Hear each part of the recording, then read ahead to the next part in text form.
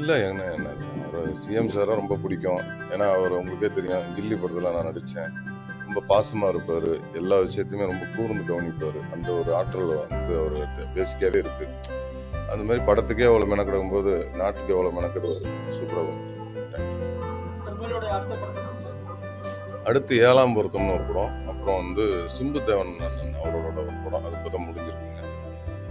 அடுத்து இன்னொரு படம் ஒன்றும் பேர் வைக்கல.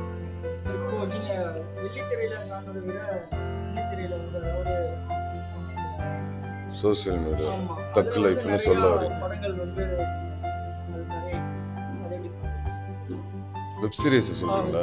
வெப் சீரிஸ் வந்து 2 பண்ணேன். விலங்கு ரொம்ப நல்லா போச்சு, ஓம் காளி ஜெய்காலி அதுவும் ரொம்ப நல்லா போச்சு. இப்போ படங்கள் தான் இது பண்ணிட்டு இருக்கோம். வேற நல்ல கதையாக வந்து வெப் சீரிஸும் வந்து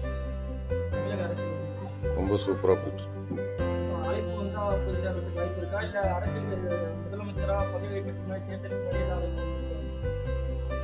இல்லை என்ன ஒரு சிஎம் சாரை ரொம்ப பிடிக்கும். ஏன்னா அவர் உங்களுக்கே தெரியும், கில்லி படத்தில் நான் நடித்தேன்.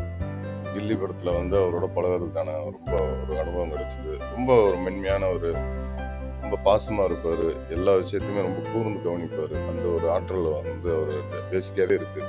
எதுவுமே எடுத்தங்கொத்தோன்னு இல்லாமல் ரொம்ப எல்லாமே ஒரு கூர்ந்து கவனித்து, அந்த ஒரு சும்மா நம்ம உட்காந்துருக்க மாதிரியே தான் இருக்கும். ஆனால் அவர் ரொம்ப கவனிப்பார், ரொம்ப எஃபர்ட் போடுவார், மெனக்கெடுவார்.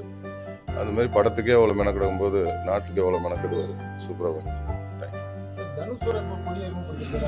அது தெரியலங்க, அதை பற்றி தெரிலங்க. உண்மையிலே நல்லா தான் இருக்கு. ஓகே, தேங்க்யூ, ரொம்ப நன்றி.